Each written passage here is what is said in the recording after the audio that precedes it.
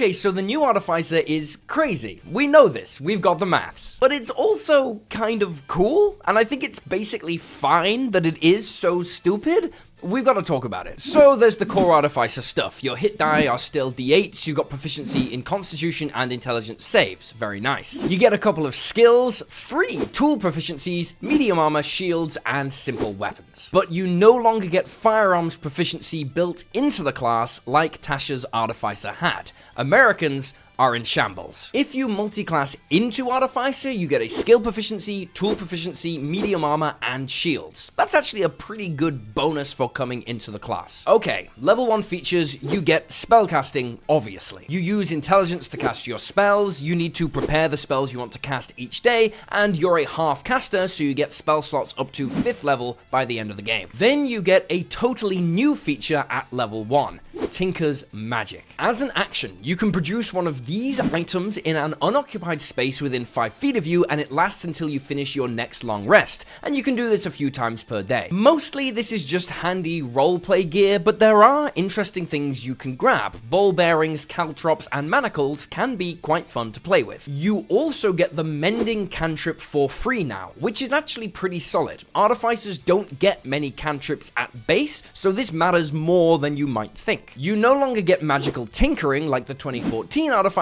did, but that feature was kind of bad, so whatever. The first big change comes at level 2. Artificers no longer get infusions, you instead get an ability called Replicate Magic Item, which kind of works along the same rails. Basically, like infusions, you know a number of plans, and you learn more plans as you level up. Then, when you finish a long rest, you can create 2 magic items that you have the plans for. And at later levels, you can create more magic items when you finish a long rest, up to 6 by level 20. You can only create a magic item once with a plan during a long rest, so you can no longer create 2 bags of holding to nuke any encounter in the game. Sadly. But low-key, if you have 2 Artificers, you can each make a bag of holding and flash nuke any creature to the astral plane, no saving throw. It is still busted, see this video for the full details. The only exception to the rule about making multiple magic items with the same plan over a long rest is the one that lets you create any common magic item that isn't a potion, spell scroll, or cursed. This option to create any common magic item is also completely breakable, as it always has been. Magic items are simply not balanced around rarity in D&D, and they didn't fix it in 2024. There are common magic items in this game that are very powerful and go crazy when you can craft them infinitely. For example, a spell-wrought tattoo of 1st level lets you give anyone the ability to cast any 1st level spell. This can be used to give everyone in the party a familiar via the Find Familiar spell, which is very fun, because even after the tattoo vanishes the next day,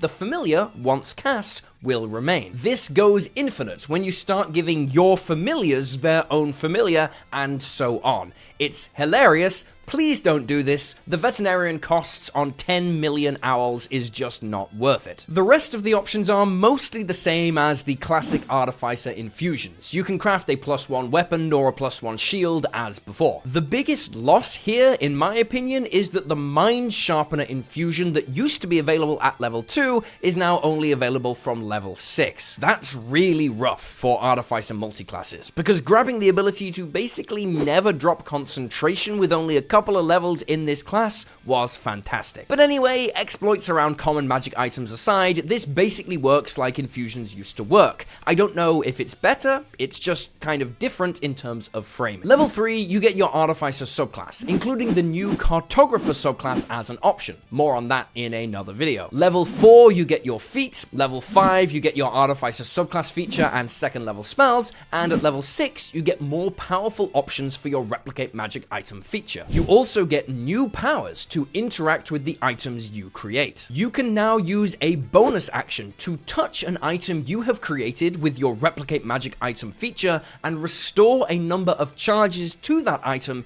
equal to the level of the spell slot you expend. You can also use a bonus action to drain one of the items you have made. It vanishes and you regain a first level spell slot if it was a common item, and a second level spell slot if it was uncommon or rare. This can let you grab a second level spell slot out of your Mind Sharpener or Repulsion Shield once all of the charges have been expended. That's actually not bad at all. Finally, at level 6, you can transmute a magic item. You choose one you've already made, and you can turn it into another one you can make. This is strictly better than recharging a magic item if you're happy to swap your magic items around. For example, if you've got a dazzling weapon that you've used and it's now run out of charges, you can transmute it into a repulsion shield to effectively gain 4 new charges on that magic item. You can only do this once per long rest though. Level 7, you get the classic Flash of Genius feature. As a reaction, when you or an ally within 30 feet fails an ability check or saving throw, you can remind them not to be a dumbass and give them a bonus to that check equal to your intelligence modifier. Usually that's going to be a +5. It's good, and you get up to 5 uses per day for now. Level 8, you get another feat. Level 9, you get 3rd level spells. And level 10, well, level 10 is where this class goes from being decent with a few meme exploits, haha, very funny, to completely off the rails. Levels 10 and 11 is what everyone is talking about. Oh, ho, ho, ho! Merry Christmas! Santa? How did you get in my house? Are you stealing? What? No, I'm here to share the Roll and Play Christmas expansion that just dropped on D&D Beyond. Roll and Play Press? The creators of One Shot Wonders? Yes, that's right. It's the perfect expansion for the Christmas season. There's 5 ready-to-play one-shot adventures with modular rules for different difficulties. There's also 12 new magic items based on the 12 days of Christmas, new monster stat blocks, and 4 new playable species. Is that a freaking snowman species? Yes, it is, and it's actually very powerful. And all of this is out right now on D&D Beyond. That's right. The One Shot Wonders Holiday Adventure Pack is available now at the link below. It's the perfect expansion for some easy to run, exciting, and festive games over this holiday season. Wow. Thanks, Santa. Don't thank me. Thank the new reindeer species that can boost their own AC and gore foes to death with their horns. Oh, okay. D&D Christmas. Link in description. So, level 10, you can now attune to 4 magic items, not just 3. This sounds like a small deal, but magic items go hard in this game. And also from level 10, you can now cook up any uncommon magic item with your replicate magic item feature. Many of these are just ridiculous. The Broom of Flying is 50 feet of flying speed, hands-free, no concentration, and spell-wrought tattoos can go up to 3rd level at uncommon rarity, and then of course, the immovable rod breaks campaigns. But the real corker of Artificer features comes at level 11. This bit is very controversial. Buckle up. The new spell storing item feature says whenever you finish a long rest, you can store an Artificer spell of 1st, 2nd, or 3rd level into a weapon or an object that you can use as a spell casting focus. The spell has to have a casting time of an action, and it can't have a material component that is consumed when you cast the spell, so sadly, no storing Revivify. Then, any creature that is holding that object can reproduce the effect of that spell as an action. This is not casting a spell. Rules as written, they're just replicating the spell's effect, and they use your spellcasting ability modifier. If the effect requires concentration, the creature that activated the object has to concentrate on that effect, and once this property of the item has been used, it can't be used again until the start of that creature's next turn. That last bit is new. The old spell storing item didn't have that restriction. We'll get to that in a bit. What's also new is that the item can now store 3rd level spells, which is what has got everyone so excited. The object can be used 10 times per day, so this is effectively a bonus 10 3rd level spell slots that anyone can use. From the core Artificer spell list, you could maybe store Cure Wounds for a ton of free healing, or perhaps Haste could be fun, passing around the item so everyone can haste themselves up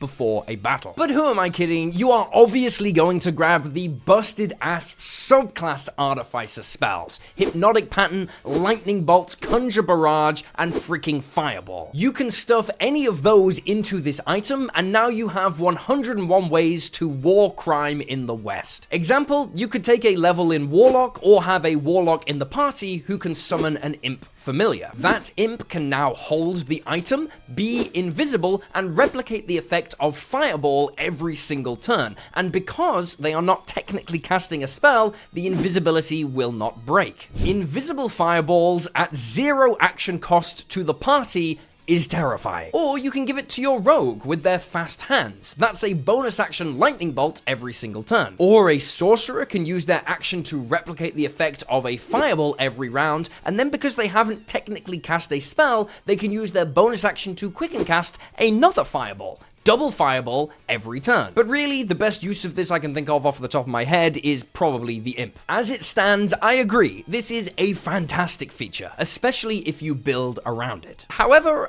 I don't think it's game-breaking on its own. Although, maybe it is. Endless hypnotic patterns sounds like absolute hell to DM for. Hell, even just offloading the concentration for spells like blink, haste, fly, and invisibility to your familiar is useful. You don't need to break this feature for it to be fantastic. But time for the real hot take.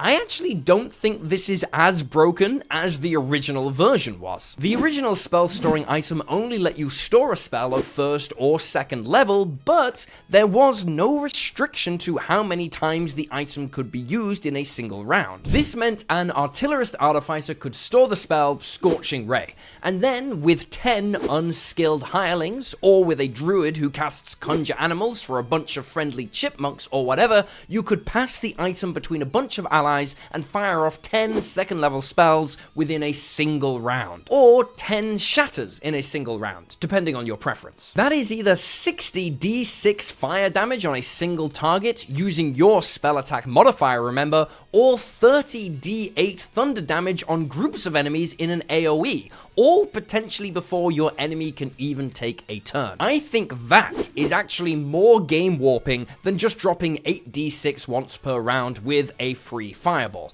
Big bursts of damage are way harder to balance against than repeated explosions. That doesn't mean I'm all in on this new feature though. I do have one big problem with it. The Alchemist and the Cartographer subclasses are kind of screwed now because they don't get a good spell to abuse with this as part of their subclass spell lists. This is a massive nerve to those subclasses because spell storing item is top 2 most powerful Artificer class features, and you're never going to want to take a subclass that can't wield that power effectively. But that's a lot of talk about a single feature, and we'll talk about subclasses later. There's more to come from the main class. Level 12 is your next feat, and level 13 gets you your 4th level spells. Level 14 is simple. You can now attune to up to 5 magic items, and whenever you finish a short rest, you regain 1 expended use of your Flash of Genius. It's a good feature, and extra use of it is fine. By the way, you can now create any rare wondrous magic item that isn't cursed with your replicate magic item feature, which is,